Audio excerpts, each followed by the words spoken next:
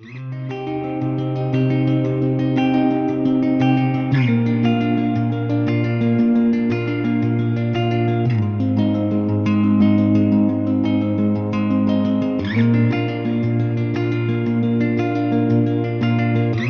à tous, je suis super contente de pouvoir vous retrouver aujourd'hui pour parler du deuxième épisode des astéroïdes. Donc aujourd'hui on va parler de Chiron, Eros et Lilith pour comprendre les symboles des blessures, des désirs et des libertés et de tout ce qui est aussi un petit peu caché. Juste avant de commencer, Chiron, c'est pas exactement un astéroïde. Pour les astronomes, ils appellent ça un centaure.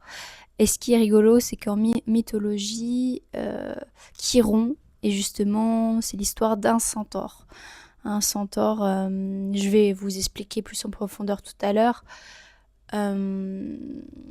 l'histoire de Chiron, pour comprendre aussi son symbolisme derrière. Mais voilà. Et c'est seulement Eros qui est un vrai astéroïde. Lilith, on le met dans la catégorie astéroïde aussi, en astrologie. Mais en vrai, c'est un point mathématique qui est autour de la Terre, qui est calculé par les astronomes. Donc c'est pas exactement un astéroïde, mais c'est un point très intéressant et important dans le symbolisme psychologique de votre personnalité en astrologie. Nous allons voir donc tout ça en plus en détail juste après. Donc, on va commencer avec Chiron. Chiron, il est appelé la blessure qui peut devenir une force. Il est surtout surnommé aussi le guérisseur blessé.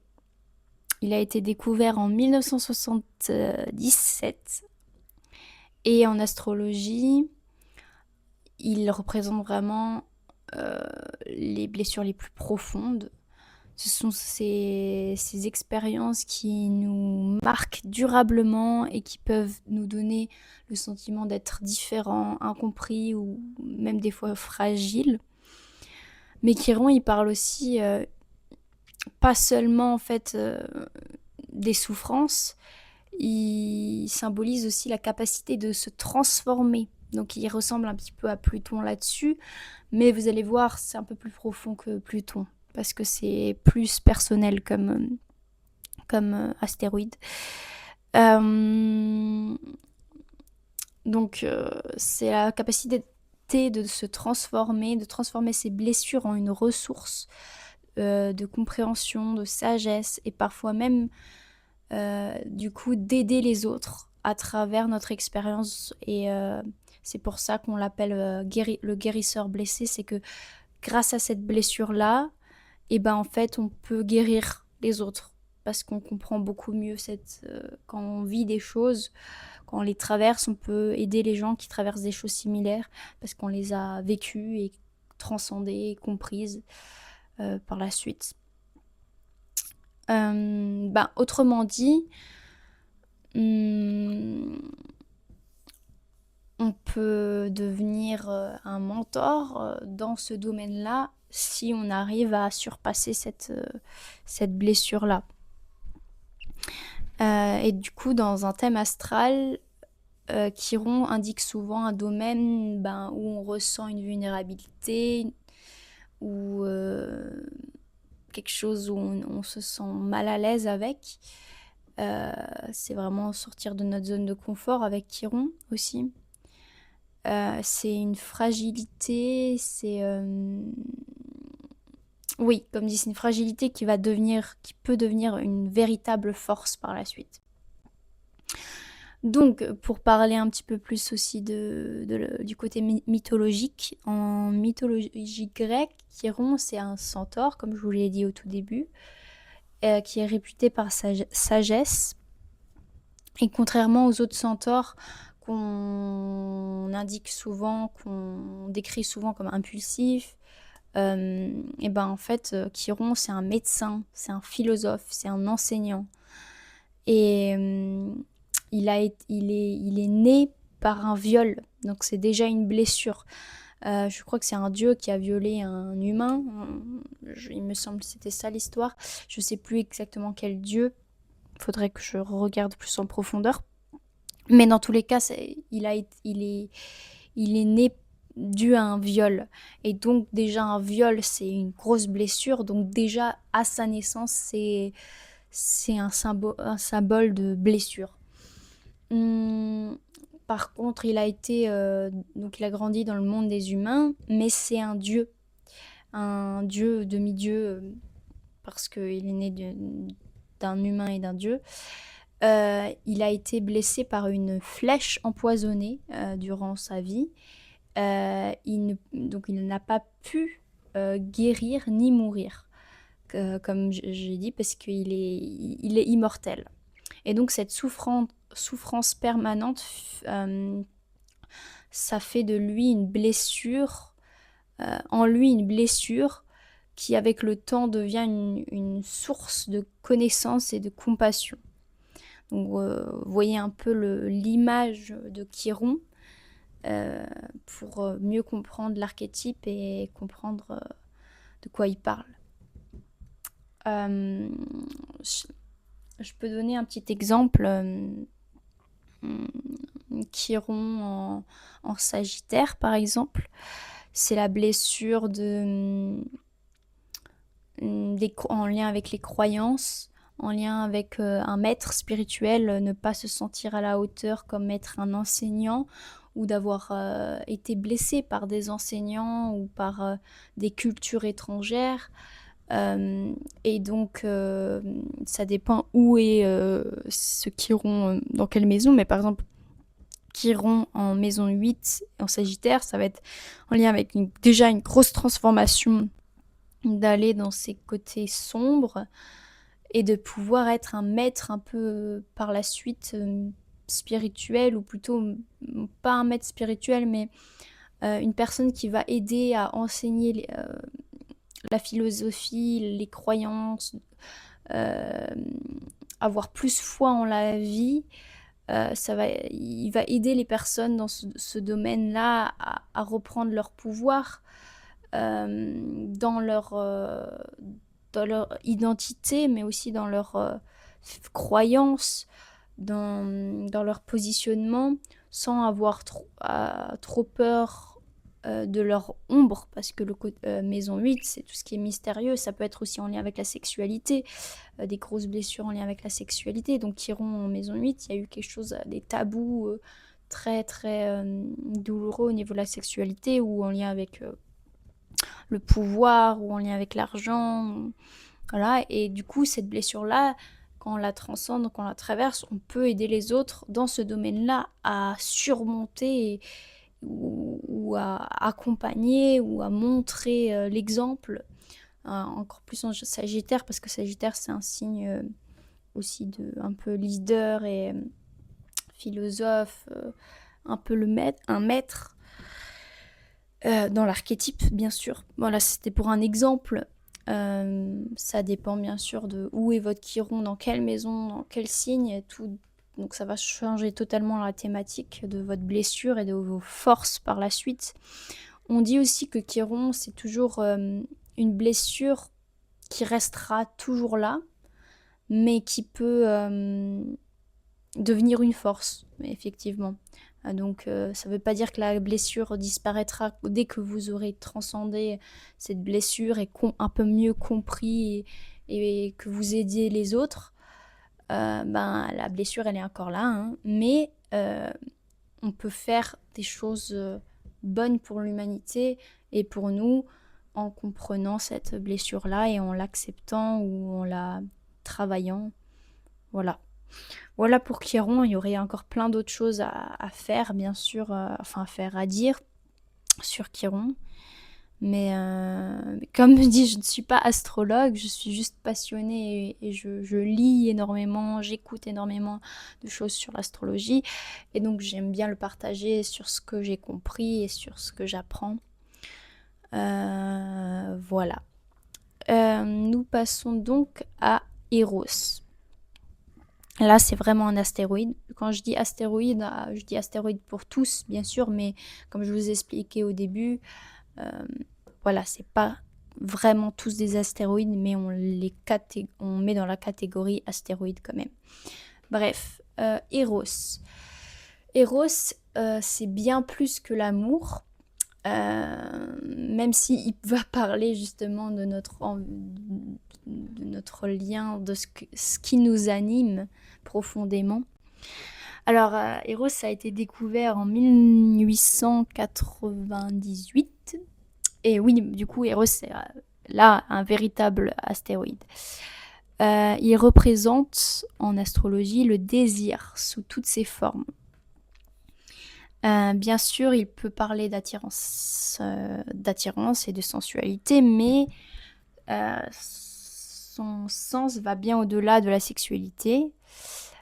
Il symbolise tout ce qui nous passionne profondément, ce qui nous inspire, qui nous nourrit.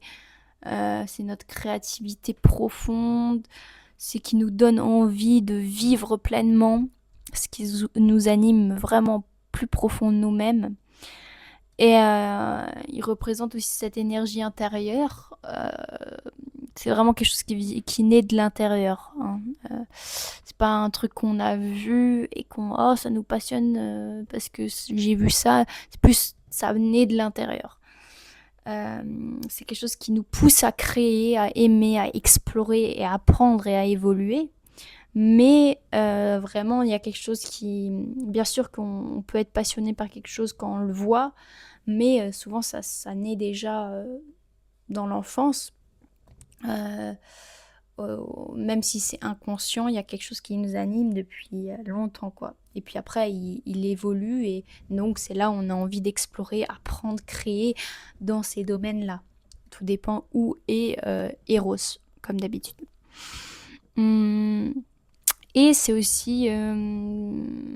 les astrologues, ils étudient aussi souvent Eros dans les thèmes amoureux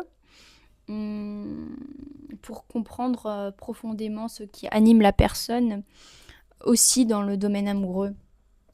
Parce que bien sûr que ça parle des passions, de ce qui nous anime, etc. Mais aussi en lien avec les relations, c'est toujours intéressant de regarder aussi Eros. En mythologie grecque, Eros, c'est le dieu de l'amour. C'est le fils d'Aphrodite, mais on dit aussi que c'est une force créatrice primordiale de l'univers. Et c'est chez certains philosophes, comme Platon par exemple, Eros devient surtout le symbole du désir qui pousse à l'être humain vers la beauté, la connaissance et le dépassement de soi. Donc, alors est-ce que j'ai un petit exemple d'Eros Eros en maison, je sais pas, maison 11. Maison 11 en Capricorne, par exemple. Je prends au hasard, là. Je suis en train d'analyser au hasard. Par exemple, Eros dans maison 11, c'est quelqu'un qui est passionné par l'humanitaire, par le collectif, par la technologie aussi, ça peut être. Il est passionné par ça, et comme c'est en Capricorne, c'est quelque chose où il est passionné par le travail en profondeur dans l'humanitaire, dans les collectifs, dans tout ce qui est futuriste. C'est quelque chose qui peut animer énormément la personne depuis longtemps, et il va vouloir rechercher, je sais pas, un truc sur la technologie, mais beaucoup plus en profondeur parce que c'est quelque chose qui le passionne, et donc il va apprendre énormément, il va créer des associations pour apprendre, par exemple, pour faire apprendre aux gens comment la technologie fonctionne ou comment mieux travailler dans ce domaine. C'est un exemple, hein. Voilà, on peut toujours aller plus en profondeur, mais c'est un domaine où on est vraiment passionné et animé. Et là, dans l'occurrence, pardon, j'ai des problèmes de langage des fois quand je parle beaucoup. Là, pour l'occurrence, bref, laissez tomber ce que je viens de dire. Là, la maison 11, c'est vraiment le collectif et les associations, l'humanitaire, voilà. Voilà pour l'exemple de Eros. C'est déjà pas mal. J'espère que vous avez un peu compris l'archétype. Et nous passons donc à Lilith. Lilith, c'est donc un point assez intéressant. Il symbolise donc le mystère. En fait, c'est le symbole le plus mystérieux, Lilith. Contrairement à Chiron ou Eros, donc il n'est pas observable dans le ciel. C'est un point mathématique, je le répète. C'est un point mathématique dans le ciel. Son interprétation, donc, il varie selon les écoles astrologiques, mais en général, il est associé à notre besoin de liberté, à nos désirs les plus inconscients et nos instincts aussi très profonds, et à tout ce que nous refusons de sacrifier pour être dans les normes ou pour être accepté. Donc Lilith, ça met souvent en lumière les parties de nous-mêmes que nous avons appris à cacher. On parle aussi Lilith comme la lune noire. La lune noire. C'est assez intéressant parce que le parallèle entre la lune et la lune noire, la lune elle est visible, etc. Mais c'est une planète, la lune, alors que la lune noire, elle est pas du tout visible. Mais du coup, je trouve que c'est intéressant parce que déjà la lune, elle parle un peu du monde intérieur. Mais la lune noire, donc Lilith, elle va parler vraiment de nos désirs intérieurs, mais cachés, inconscients, un peu les trucs tabous qu'on n'a pas forcément conscience tout de suite si on fait pas un travail sur nous, ou qu'on va pas un peu creuser et rechercher plus en profondeur. Donc oui, c'est vraiment des parties de nous-mêmes qu'on a appris à cacher. Et elle révèle aussi ce qui est bien intégré, et elle peut devenir une grande ressource d'authenticité et d'indépendance. Donc à l'inverse, lorsqu'elle est mal vécue, elle peut s'exprimer comme des conflits, des frustrations ou même des auto-sabotages. C'est vraiment un plan assez complexe, la lune noire. On peut aussi l'associer au féminin sacré mais dark. Quand je dis dark, c'est que ça peut être vraiment des choses aussi dans le transgénérationnel qui sont en lien avec Lilith, en lien avec les femmes aussi, mais quand on est un homme, on peut aussi avoir une Lilith, et elle va aussi parler, enfin on a tous une Lilith de toute façon, mais elle va parler peut-être d'autres choses, pas forcément le lien avec les femmes, tout dépend où est votre Lilith, mais ouais, dans tous les cas, elle va parler vraiment de choses enfouies qu'on n'ose même pas montrer au début, parce qu'il n'est pas accepté, ou on se sent pas accepté dans cette partie de nous, alors que c'est des désirs méga profonds, mais vraiment tabous. Je vais vous donner un exemple tout à l'heure. Donc là, cette fois-ci, c'est pas forcément dans la mythologie grecque, mais plutôt dans des légendes médiévales. mais elle est assez connue cette histoire. Lilith, elle représente, elle est présentée comme la première femme d'Adam. Elle a refusé d'être soumise à Adam, et donc elle a choisi de quitter le jardin d'Éden plutôt que de renoncer à sa liberté en fait. C'est parce que elle se sentait soumise face à Adam, parce qu'on dit que dans l'histoire d'Adam et d'Ève, en fait avant Ève il y avait Lilith, et elle devait se soumettre à Adam, parce que c'est plusieurs histoires un peu compliquées, je connais pas encore tout ça par cœur, mais dans tous les cas elle n'a pas voulu être soumise, elle a voulu être libre, et donc un peu rebelle, clairement rebelle. Et au fil du temps, cette figure, elle est devenue dans certaines interprétations contemporaines le symbole de l'indépendance et du refus de domination et de l'émancipation. Voilà. Et en astrologie, cette histoire, elle est comprise comme une métaphore de notre rapport à la liberté, à notre vérité intérieure. Donc bien sûr que c'est des fois des tabous, etc. Mais à un moment, il faut qu'elle se révèle pour connaître notre vérité intérieure, quoi. Mais souvent, au début, on n'ose pas trop la montrer. Bien sûr que ça dépend où est votre Lilith. Si elle est conjointe à des grosses planètes, elle va dire autre chose. Dans quelle maison, comme d'habitude, et dans quel signe.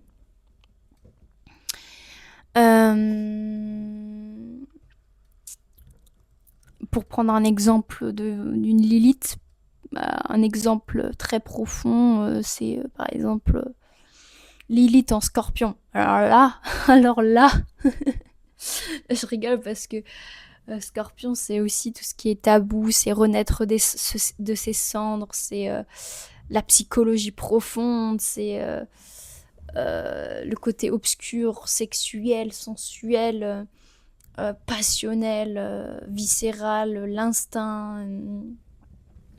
Bah oui, la psychologie, les mystères. Ouais, la spiritualité, mais plus dans le côté aussi dark. Et en fait, une Lilith là-dedans, comment vous dire que waouh, les tabous, d'avoir peur de montrer ce côté sauvage, ce côté dark, ce côté sexuel, ce côté profondément psychologique, observateur. Ça peut être justement des désirs profonds de vouloir montrer cette partie-là, mais c'est aussi des gros tabous et des peurs en lien avec tous ces thèmes-là. Par exemple, une scorpion, Lilith en scorpion, mais en maison 1, c'est beaucoup en lien avec son identité. Parce que la maison 1, c'est l'identité, c'est le jeu, c'est le lien au corps. Donc il y a eu aussi peut-être beaucoup de tabous en lien avec le corps, mais aussi des grands désirs de révéler son corps, sa féminité, ou ses côtés dark, ou ses côtés hyper profonds en lien avec son identité, son corps, etc. Si c'est une Lilith en Scorpion, mais en maison 7, ça va être beaucoup plus en lien avec les relations, avec donc c'est l'opposé de la maison 1. Ça va être beaucoup plus en lien avec les relations, avec les partenariats, avec le besoin de plaire. Enfin bref, je ne vais pas aller plus en profondeur que ça, mais je vous donne toujours des exemples pour que vous voyez un peu plus le décor et la manière dont elle peut s'exprimer. Bien sûr, si c'est une Lilith, pas en Scorpion du tout, mais une Lilith en Cancer, ça va être beaucoup plus en lien avec la sensibilité, la famille, le clan, l'enfance, le lien à la mère aussi. Enfin, Bref, voilà, c'était vraiment pour résumer, enfin pour donner des exemples en lien avec Lilith. Bien sûr, tout dépend à chaque fois de déplacement des planètes traditionnelles. Il faut toujours nuancer en lien, parce que il y a les aspects dans le thème astral qui peuvent expliquer plein de détails différents et les liens entre les planètes. Bref, dans tous les cas, voilà, on a fait le tour et ce qu'il faudrait retenir, en gros, c'est que finalement, Chiron, Eros et Lilith, ils explorent chacun une facette différente de l'expérience humaine, de nos caractères, de notre psychologie profonde. Et donc Chiron nous parle de nos blessures et de notre capacité à les transformer avec sagesse. Eros, ça représente le désir, la passion, notre créativité et notre élan de vie. Et Lilith met en lumière notre quête de liberté, de notre authenticité et les parts les plus inconscientes de notre personnalité. Donc voilà pour aujourd'hui. J'espère que ça vous a plu, que ça vous a aidé, pardon, pour le bug de langage, à mieux comprendre les astéroïdes et leur psychologie, leur archétype. Je fais des thèmes astrales aussi si vous êtes intéressés. Je ne suis pas astrologue, je tiens à le répéter, c'est pour ça que les prix sont aussi moins élevés que les astrologues. Mais si vous avez envie d'aller un peu plus en profondeur dans votre thème astral et vous avez des questions, et moi je peux vous aider un peu à analyser justement chaque planète ou aspect selon vos questions et explorer vos difficultés mais aussi vos forces pour mieux avancer dans votre vie ou avec plus d'outils. Je suis également naturopathe et j'utilise plein d'outils à travers la naturopathie, avec les plantes, avec la médecine chinoise, des libérations émotionnelles. J'ai vraiment plein d'outils où je veux vraiment aider les personnes à traverser des crises autant physiques qu'émotionnelles que mentales. Et je suis aussi professeure de yoga, donc je combine vraiment les trois, sachant que j'ai plein d'outils dans chaque domaine. Et je personnalise vraiment selon la personne, selon son histoire. Donc mon site internet est bientôt prêt. Il sera marqué dans la barre d'infos en dessous des vidéos YouTube. J'espère que ça vous plaît toujours, mon format podcast astro. C'est pas parfait, mais comme dit, j'ai plein. Je ne suis pas astrologue, mais je prends plein d'informations à travers ce que j'apprends, ce que je recherche, à travers Internet et voilà.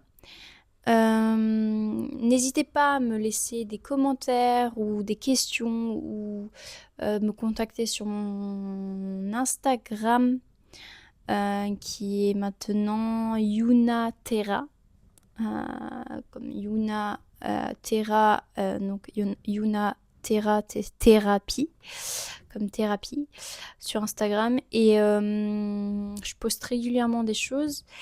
Et puis oui, hâte de vous revoir pour le prochain épisode si vous voulez aussi un peu plus explorer d'autres thématiques dans l'astrologie.